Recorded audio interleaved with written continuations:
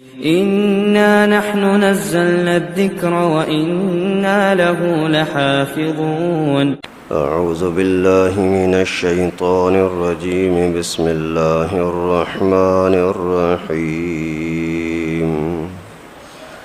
فوقاهم الله شر ذلك اليوم ولقاهم نظرة وسرورا وجزاهم بما صبروا جنة وحريرا متكئين فيها على الأرائك لا يرون فيها شمسا ولا زمهريرا ودانية عليهم ظلالها وذللت قطوفها تذليلا ويطاف عليهم بآنية من فضة وأكواب كانت قوارير من فضة قدروها تقديرا. صدق اللہ العلی العظیم. نیک لوگوں کا انجام کیا ہوگا، ان کو قیامت کے دن کون سی چیزیں اور نعمتیں ملیں گی، ان کا تذکرہ چل رہا ہے کہ جو لوگ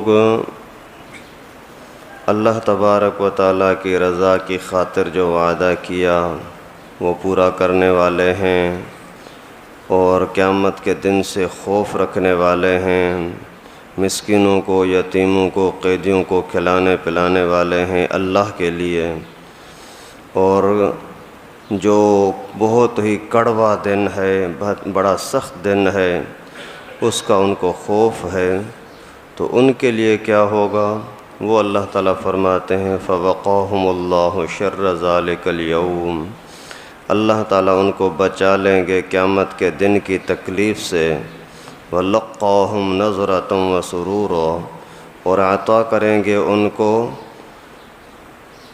خوشحالی اور ہر طرح کی رونقیں.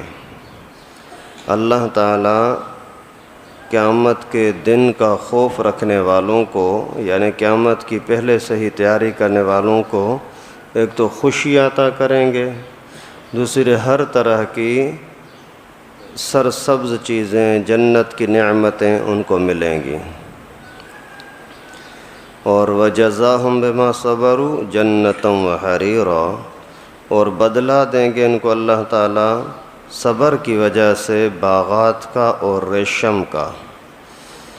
یعنی سب سے بڑا انعام تو جنتیوں کو، نیک لوگوں کو یہ ملے گا کہ ان کی پریشانی ختم ہو جائے گی، وہاں تکلیف میں نہیں ہوں گے.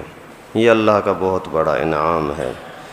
اگر جنت نہ ملے نا، صرف عذاب سے آدمی بچ جائے تو بھی بڑی چیز ہے، لیکن اللہ تعالیٰ پھر جنت بھی عطا کرتے ہیں تاکہ میرا بندہ دنیا میں جو چند سالوں کی زندگی تھی ان میں مجھے خوش کرنے کی کوشش کرتا رہا تو آج میں اس کو خوش کر دوں گا.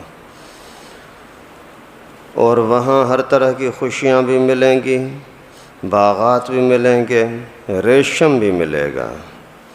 دنیا کے اندر تو انسان کے اوپر ریشم حرام ہے، سونا حرام ہے مردوں کے اوپر. ایک مرتبہ پیغمبر کریم صلی اللہ علیہ وسلم گھر سے باہر تشریف لائے، ایک ہاتھ میں سونا تھا، دوسرے ہاتھ میں ریشم تھا، اور صحابہ کرام کو اپنی طرف متوجہ کر کے فرمایا کہ ھذان محرمان علی ذکور امتی، یہ دونوں چیزیں میرے امت کے مذکر پر، مردوں پر حرام ہے. وحل لاناسہم، عورتوں کے لیے اجازت ہے. تو ریشمی کپڑا، آج کل جو یہ بازار میں ریشمی کپڑا ملتا ہے یہ وہ ریشم نہیں ہے. وہ ریشم اور ہوتا تھا جو دو چیزوں سے بن سکتا ہے. یا تو ایک کیڑا ہوتا ہے جس کیڑے کا سے وہ دھاگا نکلتا ہے، وہ ریشم ہوتا ہے. جیسے آپ یہ مکڑی وغیرہ دیکھتے ہو، عنکبوت، اسی سے بھی دھاگا نکلتا ہے نا، اسی طرح کا اس کیڑے سے بھی دھاگا نکلتا ہے، ریشم کا کیڑا. تو پھر وہ جو دھاگا نکلتا ہے وہ ہے ریشم. اور دوسرا پھر سمندر کے اندر ایک کوئی مچھلی کی نما کوئی کیڑا ہوتا ہے، اس کے بال ہوتے ہیں، ان بالوں سے بھی وہی ریشم بنتا ہے۔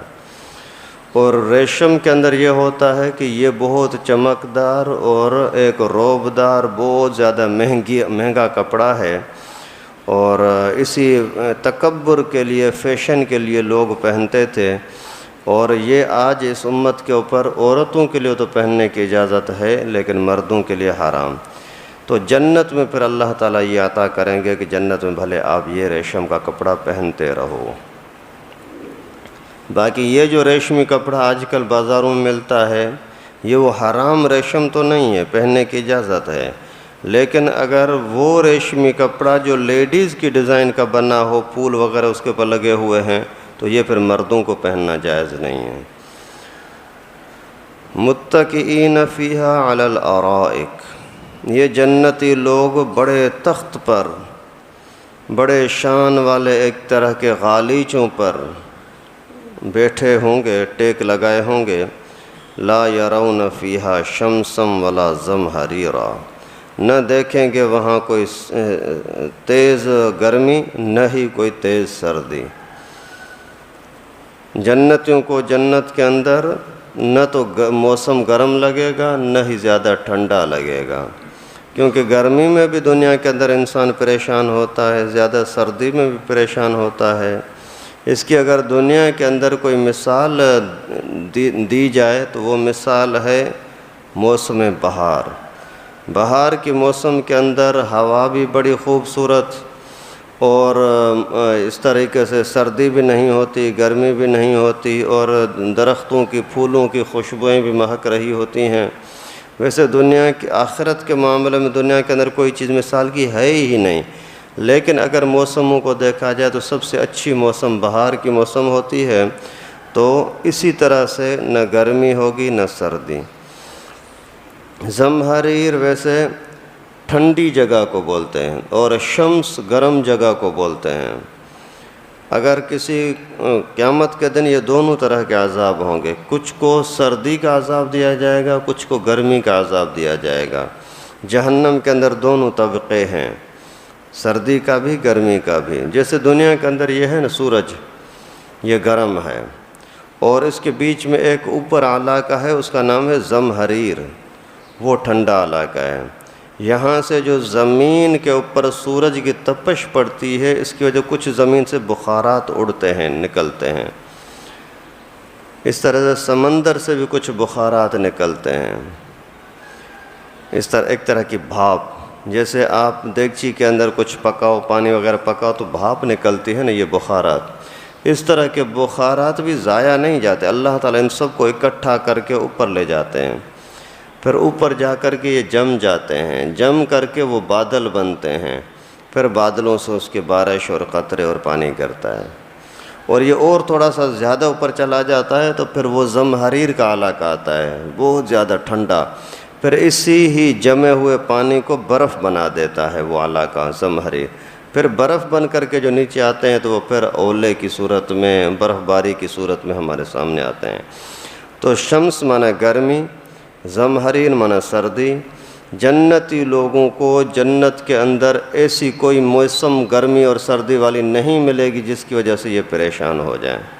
سبحان اللہ۔ قیمت کیا ہے؟ دنیا کی زندگی جو اللہ تعالیٰ نے دی ہے وہ اللہ کے حکم کے مطابق گزارو، کوئی مشکل کام نہیں ہے، تھوڑی سی توجہ دے۔ اگر آپ کو کسی نے 1000 روپیہ دیا کہ یہ جا کر کے فلاں فلاں فلاں کو دے دو، تو یہ وہاں پہنچانا مشکل نہیں ہے۔ اگر نیت خراب ہے، پھر بولتا ہے کہ اس کو 10 بندوں کو 1000 روپیہ دینا ہے تو 100 نہیں 90 روپے کر کے دے دیتا ہوں، کیونکہ نیت پلیت ہے۔ لیکن اگر آپ نے پورے پیسے دے دیے تو کوئی تکلیف تو نہیں ہے۔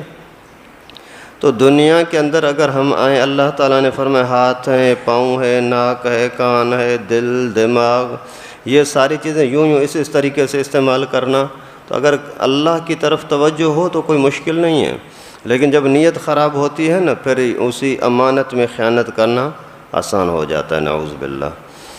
وَدَانِيَةً عَلَيْهِمْ ظِلَالُهَا وَذُلِّلَتْ قُطُوفُهَا تَذْلِيلًا، اور جھکے ہوں گے ان کے اوپر درختوں کے سائے، اور جھکے ہوں گے ان کے سامنے پھل اور خوشے بھی، شاخیں بھی۔ جنت کے اندر تمہیں ایسی حکومت ملے گی کہ درخت تمہاری طرف جھکے ہوں گے، درخت کا سایہ تمہاری طرف جھکا ہوگا، اور جنت کے پھل بھی تمہاری طرف جھک رہے ہوں گے۔ جیسے ایک واقعہ ہم پڑھتے ہیں، سنتے ہیں تو عجیب سا لگتا ہے نا۔ پیغمبر کریم صلی اللہ علیہ وسلم جب چچا کے ساتھ، ابو طالب کے ساتھ شام کے سفر پر جا رہے تھے، راستے کے اندر ایک بہت بڑا درخت ہے، اس درخت کے نیچے سارے لوگ بیٹھ گئے، اور پیغمبر کریم صلی اللہ علیہ وسلم کی عمر کم تھی، 12-13 سال کی عمر تھی، چھوٹی عمر تھی، تو لوگ بڑے بڑے جو تو قافلے میں وہ تو درخت کے نیچے آ گئے، اور پیغمبر کریم صلی اللہ علیہ وسلم کو آخر میں بچہ ہے تو بچہ کنارے پر بیٹھ گیا۔ جیسے اللہ کے نبی وہاں بیٹھے تو وہ پورے درخت کا سایہ، خود درخت جھک گیا پیغمبر کریم کی طرف تاکہ سایہ اس کے اوپر ہو جائے۔ ابھی یہ بات کتنی عجیب لگتی ہے کہ اللہ کے نبی صلی اللہ علیہ وسلم کو اللہ تعالیٰ نے کتنا شان والا بنایا ہے کہ درخت پورا اس کی طرف جھک جاتا ہے۔ اس طرح کی جنت کے اندر اس طرح کی حکومت تمہیں بھی ملے گی۔ دانیۃ علیہم ظلالھا، درختوں کے سائے، درختوں کے خوشے، شاخیں اور درختوں کے پھل تمہاری طرف جھکے ہوں گے۔ دور کوئی درخت کھڑا ہے، آپ اس کو اشارہ کرو نا تو وہاں سے وہ چل کر کے درخت تمہاری طرف آ جائے گا، درخت کا پھل تمہاری طرف آ جائے گا۔ دنیا میں تھوڑے سے یعنی حکومت کے لیے، تھوڑے سے اپنے روب تاب کے لیے آدمی کتنا کچھ کرتا ہے، یار میں یہ بن جاؤں، میں یہ کوئی افسر بن جاؤں، میرے اشاروں پر لوگ آئیں جائیں، جس کو جہاں کروں اس کو وہاں بھیج دوں۔ تو جنت کے اندر انسان تو کیا، غلمان اور آپ کے خادم تو کیا، جنت کے درخت بھی تمہاری خدمت کریں گے۔ جنت کے درخت تو کیا، دور سے اڑے جانے والے پرندے، اس کو اشارہ کرو گے تو وہ بھی تمہاری طرف آ جائے گا۔ یہ نعمتیں اور یہ حکومت بھی آپ کو مل سکتی ہے اس شرط پر کہ دنیا کی یہ چند سالوں کی زندگی اللہ تعالیٰ کے حکم کے مطابق گزاریں۔ اللہ تعالیٰ سے دعا ہے کہ ہم سب کو یہ دنیا کی زندگی غفلت میں گزارنے سے بچنے کی توفیق نصیب فرمائے۔ وآخر دعوانا ان الحمد للہ رب العالمین۔ لائک کریں ہمارے چینل کو اور سبسکرائب کریں اور بیل آئیکن کو دبانا نہ بھولیں۔